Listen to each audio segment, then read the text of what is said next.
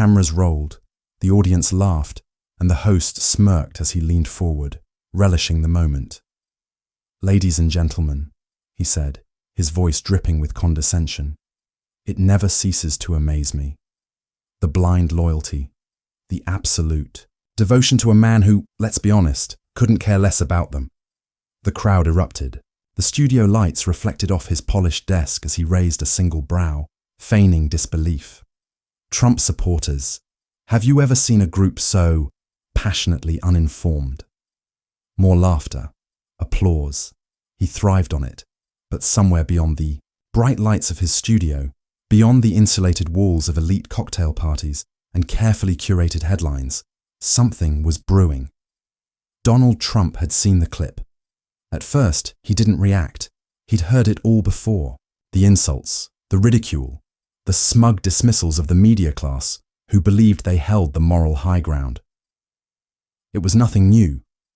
But this time was different, because what the host didn't realize, what the audience didn't expect, was that this wasn't just another late-night punchline. This wasn't just another jab at a political figure. No, this was something else entirely. This was an attack on the people, the factory workers in the Midwest, the truck drivers logging endless hours, the veterans who had risked everything, the single mothers struggling to make ends meet, the silent majority who had been laughed at, ignored, pushed aside for years, and Trump. He wasn't about to let that slide, so when he finally responded, the entire nation listened. And the host, well, he wasn't laughing anymore. The clip went viral within hours. It was everywhere, shared, dissected, and replayed on every social media platform imaginable. The host reveled in it, doubling down in interviews, calling Trump supporters a lost cause and mocking them as desperate, angry people clinging to an illusion. He scoffed at the idea that they mattered, that their voices deserved to be heard. "Let's be real," he chuckled during another broadcast, leaning back in his chair with the confidence of a man who believed he was untouchable. "These people aren't. They're victims. They're just mad the world is moving on without them." The audience roared. More applause. He saw the ratings surge. He saw the social media engagement spike. Every retweet, every like, every trending hashtag, proof that he was on the winning side of history. And in his world, that was all that mattered. But beyond the studio lights, beyond the curated media bubble, something simmered. It wasn't just anger. It was exhaustion. Exhaustion from being labelled, dismissed, ridiculed by the very people who claim to champion tolerance and inclusivity. The people who built this country, who fought for it, who worked grueling hours to provide for their families. They weren't asking for handouts. They weren't asking for special treatment. They were asking for respect. And yet, time and time again, they were met with mockery. The host wasn't alone. He was part of a machine, a well-oiled network of media elites, corporate interests, and political insiders who all thrived on the same game, controlling the narrative. To them, Trump wasn't just a political figure.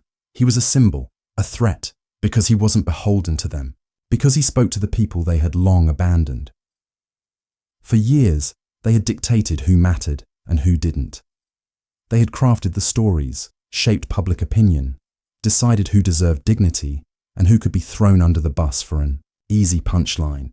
And the people who didn't fit their vision of progress, they were relics of a past they were eager to erase. But here's the thing about people who have been pushed too far. Eventually, they push back. And Donald Trump, he had been underestimated before.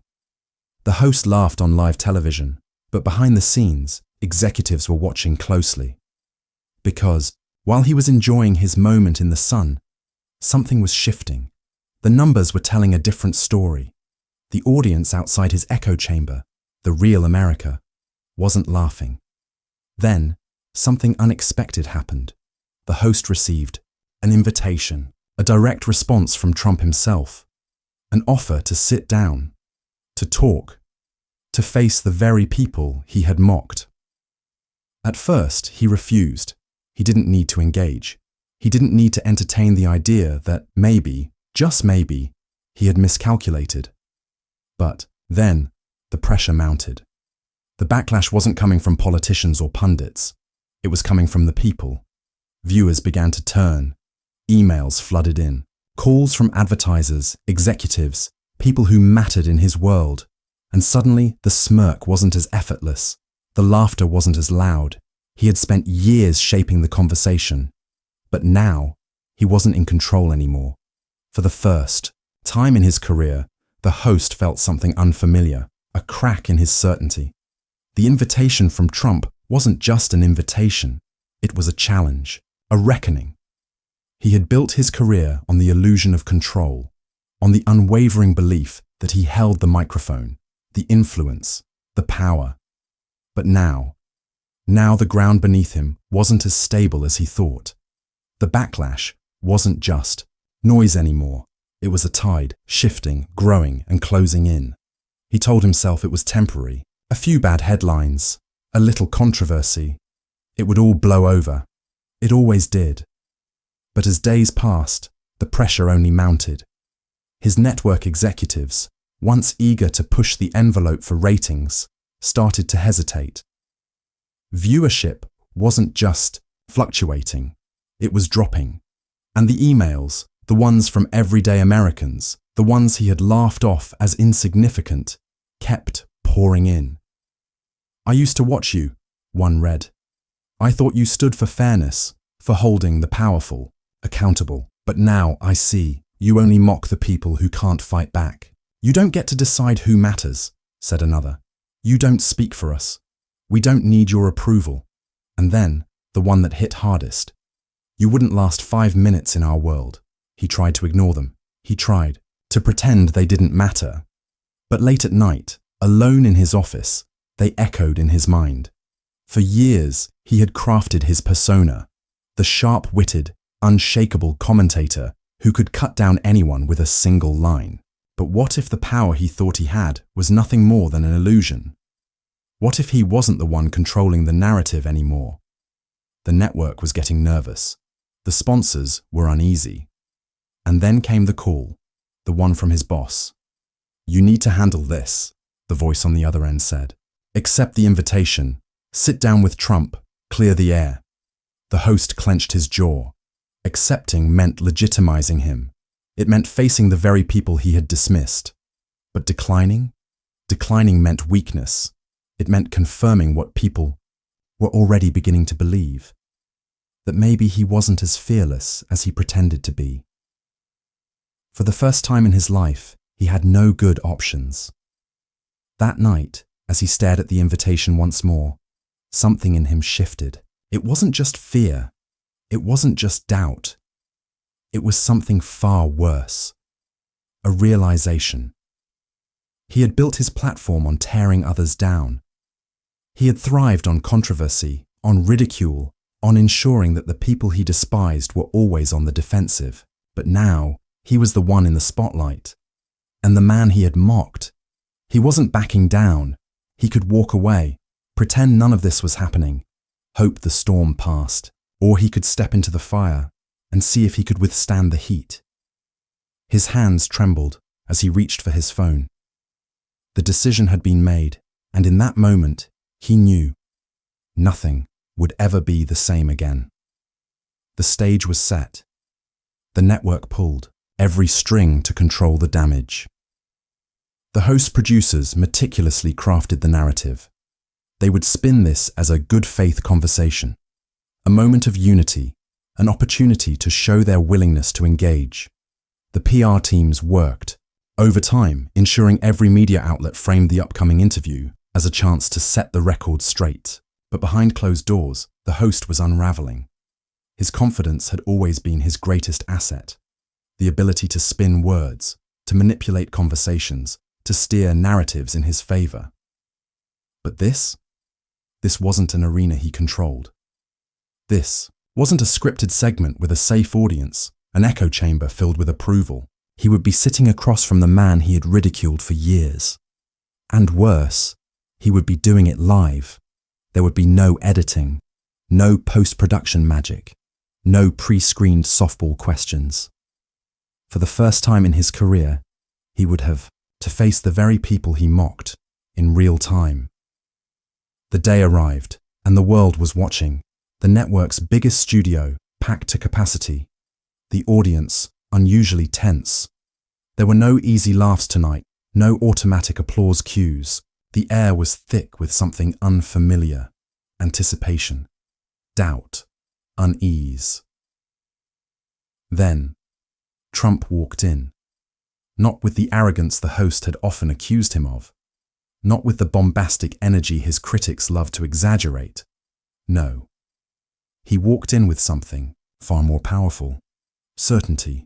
He didn't need to play the game. He didn't need approval from the media elites. He was there for one reason only, to expose the truth. The host leaned forward, gripping his desk, attempting to mask the slight tremor in his fingers. "Mr. Trump," he began, forcing a smile. "I appreciate you taking the time to—" Trump raised a hand, a small, effortless gesture, and the host fell silent. "You don't appreciate anything," Trump said, his voice steady, measured. "Let's not pretend." The audience sucked in a breath. The host's carefully rehearsed introduction shattered in seconds. "You mocked millions of people," Trump continued. "Called them ignorant, called them irrelevant. You sat in this chair, night after night, telling them they don't matter." The host cleared his throat, forcing a chuckle. "I was making political commentary." "You were punching down," Trump cut in. "You don't go after real power. You don't go after the billionaires funding your network. You don't go after the corporations paying for these ads. You go after the people who work for a living, the people who don't have a voice in your world." Silence. The host opened his mouth, closed it. For the first time, he wasn't the one controlling the conversation. Trump turned to the audience. "How many of you here work a job where, if you screw up once, you're done? No second chances, no grace period, just out on the street?" A few hands went up, then more, and more. The host shifted in his seat. Trump nodded. "That's real life, not this." He gestured at the pristine studio, the cameras, the polished branding of the network. "This isn't reality. This is theater. But the people you mock, they don't have the luxury of pretending." The host forced another chuckle, a last-ditch attempt to regain control. "Mr. Trump, I think you're being a little dramatic." Trump turned back to him. "Let's talk about dramatic." A new screen lit up behind them, clips from the host's past broadcasts. His voice dripping with disdain, calling Trump voters gullible, laughing about working-class struggles, mocking veterans who supported him, dismissing their concerns as fear of progress. The host paled. This wasn't supposed to happen. His producers scrambled behind the scenes, whispering into earpieces, trying to salvage the moment. But it was too late. Trump turned back to him, leaning forward slightly. "Tell me something. Do you think a factory, a worker in Ohio, a farmer in Texas, a truck driver working 16-hour shifts, do you think they care what you think of them?" The host's mouth was dry. "You built your career on making fun of them," Trump continued, "and you thought it was safe. Because for years, people like you decided who got to speak, who got to be heard, who mattered." Trump let the words sink in. "But the problem with looking down on people," he said finally, "is that you never see what's coming." And at that moment, the shift happened. The audience, the live viewers, the millions watching across the country, they weren't laughing. They were listening. The silence stretched between them, thick and suffocating. The host, once the master of the cutting remark, the king of the last word, now sat motionless. His usual smug grin was gone. His carefully rehearsed expressions, his arsenal of dismissive quips, none of it could save him now, because the truth had been laid bare, and the audience knew it. For years, he had sat behind his desk, elevated above the common people, mocking their struggles, ridiculing their fears, branding them as relics of an age that no longer mattered. But now, he was the one exposed. stripped of his usual defenses, and no one was coming to save him. The producers in the control room had gone silent. The network executives watching from their high-rise offices weren't calling in to rescue him. The studio audience, once primed to cheer at every sarcastic remark, wasn't laughing anymore, because the power had shifted. Trump leaned back, watching him. He wasn't gloating. He didn't need to. The damage was already done. And then he spoke, slowly, deliberately. You built a career on the idea that people like you get to decide who's on the right side of history. He paused, letting the weight of his words settle. But history doesn't belong to people like you. It never did. The host swallowed, his throat dry. He glanced toward the cameras, searching for an escape, a way to claw back some semblance of control. But there was none. The moment had already slipped from his grasp. Trump turned back to the audience. For years they told you that you were the problem, that your values, your beliefs, your way of life was outdated, that you should sit down, shut up, and let them decide your future for you. He gestured toward the host. And when you pushed back, they laughed. A murmur rippled through the audience. A shift. But now, Trump's voice was calm, unwavering. Now, they're the ones scrambling, because they don't understand what's happening. They don't understand why their jokes aren't funny anymore. They don't understand why their words don't hold the same power they used to. He glanced back at the host, eyes steady. They don't understand that America doesn't take orders from them.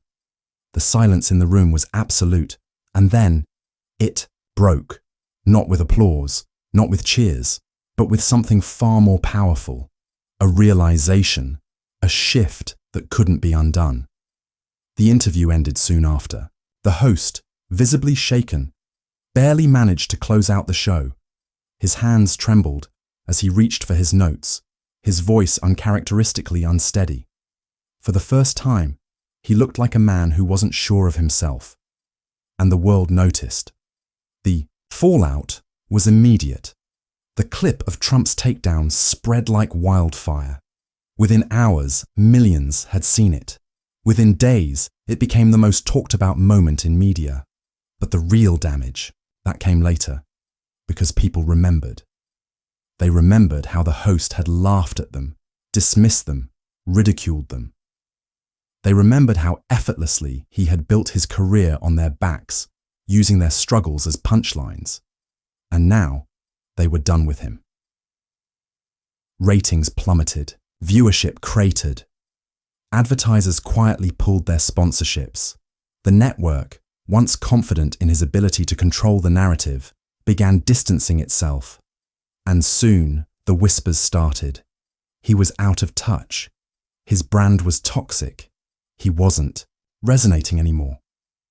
It wasn't long before the inevitable happened, a quiet statement from the network, a polite, formal announcement. He was stepping away, taking time to reassess, focusing on new opportunities, but everyone knew the truth. He had been replaced. And Trump? He didn't need to say anything else. He didn't need to gloat, because justice had already been served. The people, the ones who had been mocked, dismissed, ridiculed, had spoken. And this time, the world listened.